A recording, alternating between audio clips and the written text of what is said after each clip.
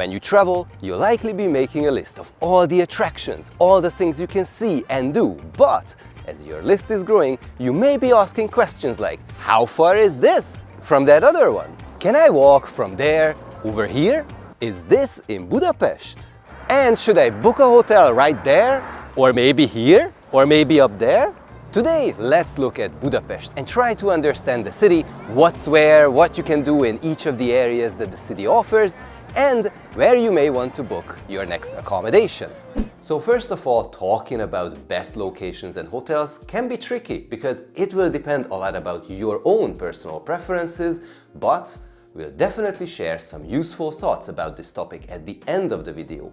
However, first, we need to understand Budapest a bit better so that in the end, it all makes sense for you. So let's dive into this. We'll be talking about different areas of the city and what you can find there. But let's not get ahead of ourselves. First, let's start with an overview.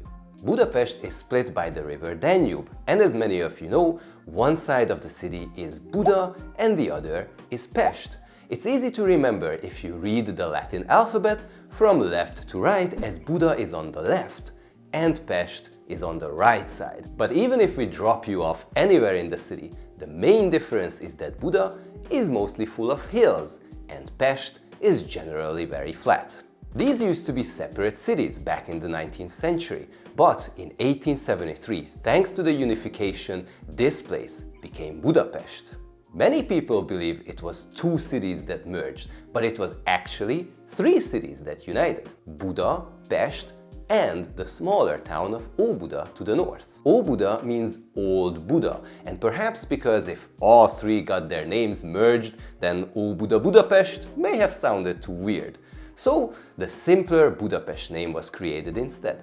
By the way, many people confuse Budapest and Bucharest, the capital of Romania, because they sound similar, and it definitely can make a lot of Hungarians and Romanians angry because both can be proud of their capital for a good reason. Even Wikipedia articles about the two cities note that they should not be confused with each other. The reality is that the name of Budapest came later after the merger, and before the unification, some people refer to this dual city as Pest-Buda because Pest was larger. But if you print that onto a map, it looks weird because the Pest part of the name falls on the Buda side and the Buda part of the name then falls on the Pest side. Plus, people didn't really want a completely new name for the united city, so everyone has settled for Budapest. So the name Bucharest actually came first. It's just a coincidence that the two cities' names sound very much familiar. Nevertheless, this is how Budapest started, but its growth didn't end there. In the 1950s, as the city was growing, many neighboring towns like Budafok, Újpest, Kispest, Csepel, and more were merged into the so-called Greater Budapest. So while Budapest may be larger today, when you come here as a visitor, you'll likely be visiting areas that used to be part of the old Budapest areas. Let's start with the area I like to refer to as the downtown. This long stretch of area is home to two of the most popular attractions of the city, the Hungarian Parliament building and the St. Stephen's Basilica. But it also has many interesting buildings, statues and monuments, like the Shoes on the Danube Memorial. There is also a long stretch of the Danube River, which you can walk along and get a great view of the river and the Buda side of the city. This area is also home to the Budapest Eye Ferris wheel, which is located at the heart of the city at Deák Ferenc tér, which is also the center for public transport. Buses, trams and subway lines cross here, so you'll likely pass this area when you are using the public transport. This area is where you'll find shopping streets, stores and a vibrant nightlife, and so many more restaurants. Just be careful with the restaurants that are really close to some of the attractions, because they will be likely very expensive tourist traps, unfortunately. And while it may look like a long stretch of an area, this is just about 2.5 kilometers across, or 1.5 miles. So it's really easy to explore just by walking. By the way, this is where Buda and Pest are connected by the famous chain bridge, the first permanent bridge between Buda and Pest. And now I can use this to bridge over to the next famous part of the city, the Buda Castle district. This smaller area is located on the top of a hill and where the old Buda Castle town is located. You can explore the palace building here, which hosts many different museums, discover the Matthias Church, or get some amazing views of the city from the Fisherman's Bastion.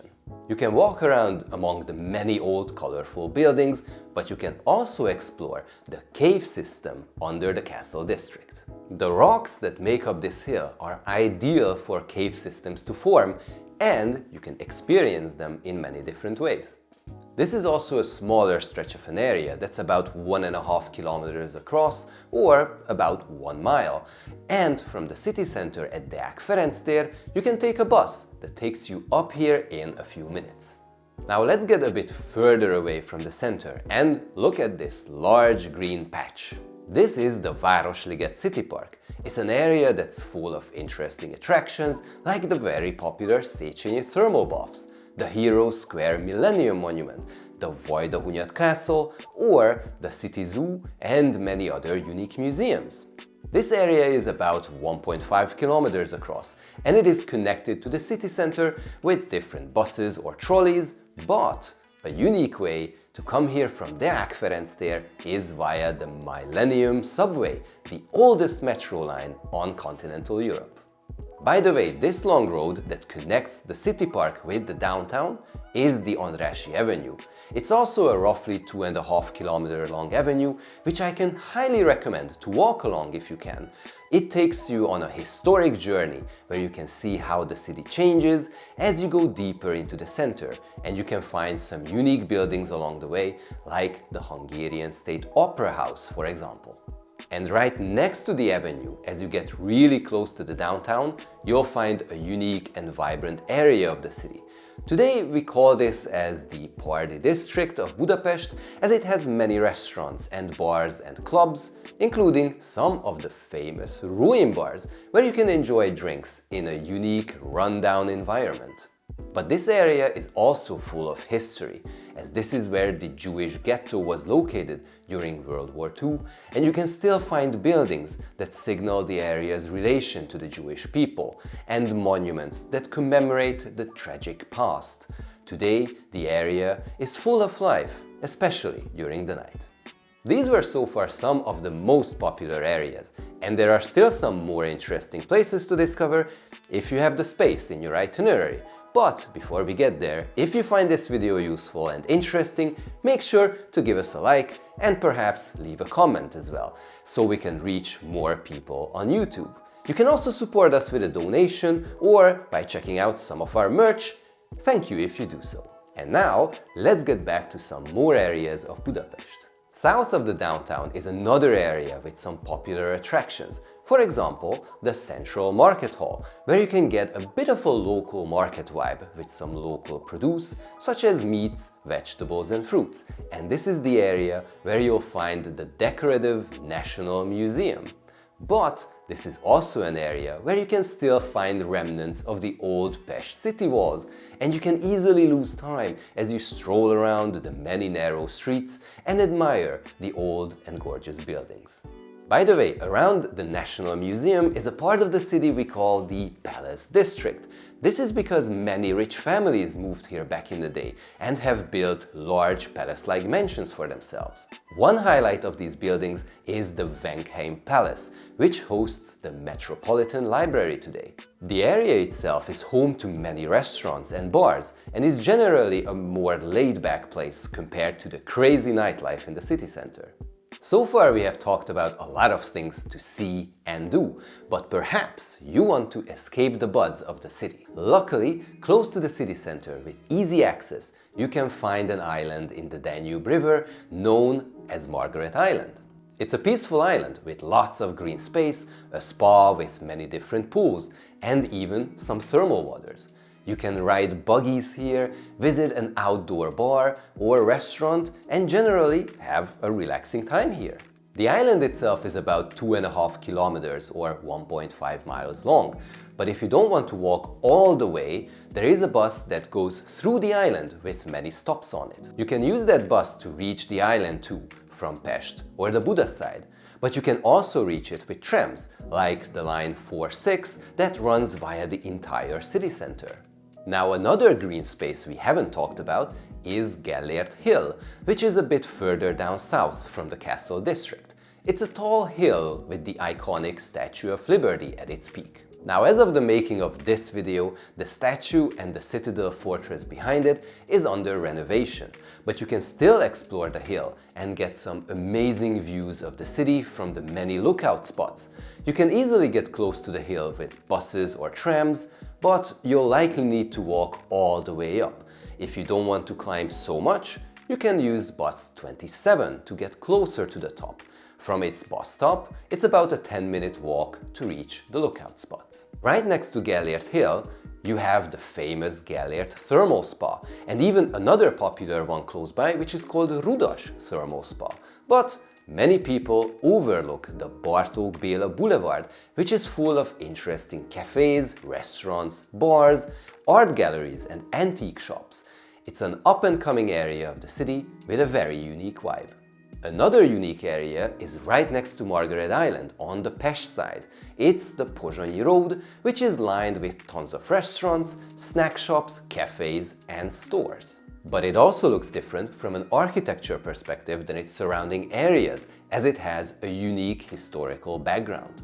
Right next to the Városliget City Park, there is a patch of residential area with many unique villa-style buildings. If you are a fan of architecture and interesting buildings with some fun background stories, this is an area off the beaten path that's worth a visit. Another very unique location, which may look like a park from the top, but is actually a cemetery, is the Fiumei Road graveyard, where you can find the unique mausoleums and graves of many historic Hungarians.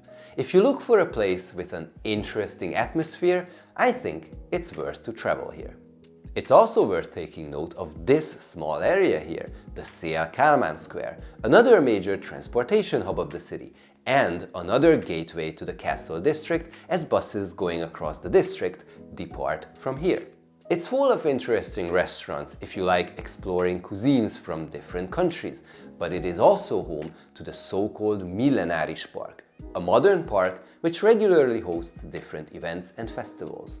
But maybe you're looking for ways to escape the city for a bit and find some rest among the trees. Luckily, in the hills of Buda, there is a large patch of nature with forests and open grassy spaces that can be reached in just 30 minutes from the city center. Normafa is where Habsburg Empress Elizabeth was also enjoying some relaxing times, and today it's one of the best ways to escape the busy city and also get some nice views up high of Budapest. Now, another program you may be interested in when you come to Budapest is a day trip to Szentendre. This is a small town to the north of Budapest, and you can get there from the center in about an hour. Just mind that it's not part of Budapest, so your city passes and public transport tickets do not cover the full trip on the suburban railway going to Szentendre. You will need an extra ticket for the distance outside of Budapest. However, it's a very nice little town with old houses and narrow, cute streets, and I think it's worth visiting if you can fit it into your itinerary. So these were some of the most notable areas of Budapest. Now you have an understanding of what you'll find and where, and as you can see, the distances within these areas aren't that big, which is why we say that in general, Budapest is a very walkable city. The big question that remains is where you should book your next accommodation. Well, I will be honest, we can't really give a definite answer, as it will heavily depend on your budget and your personal preferences on how well that hotel should be equipped. But let's just add one more layer to this map here. Let's add some of the most important public transport lines, like the subway lines, the major tram lines, and some useful bus lines as well. If you are relatively close to any of these public transport lines, you can easily traverse the city, get from one major area to another in a very short time. Public transport in Budapest is efficient, reliable, and cheap. By the way, if you are 65 years or older, congratulations! You can use the Budapest public transport for free. If you want to know more about the local transport system and what applications to use to get around, check out our detailed video about it. Nevertheless, if you want to book your accommodation, just look at a map. Is it close to public transport and one of the major areas you wish to visit? If the answer is yes, excellent! I'm absolutely sure you won't go wrong with your location.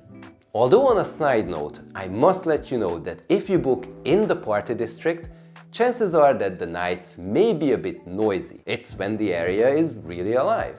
But some hotels may have good soundproofing, so just keep that in mind. Also, I'm not against Buda and having your accommodation there, but the public transport network there is a bit more complex because of all the hills. So using that as your starting point each day may mean longer travel times and more transfers, so consider that also when booking a hotel. And hopefully now you have a good understanding of Budapest, how it's structured, what each area offers you, and where you should look for accommodation the next time you visit. If you want to know more about these areas we discussed, we have dedicated videos about almost any of them.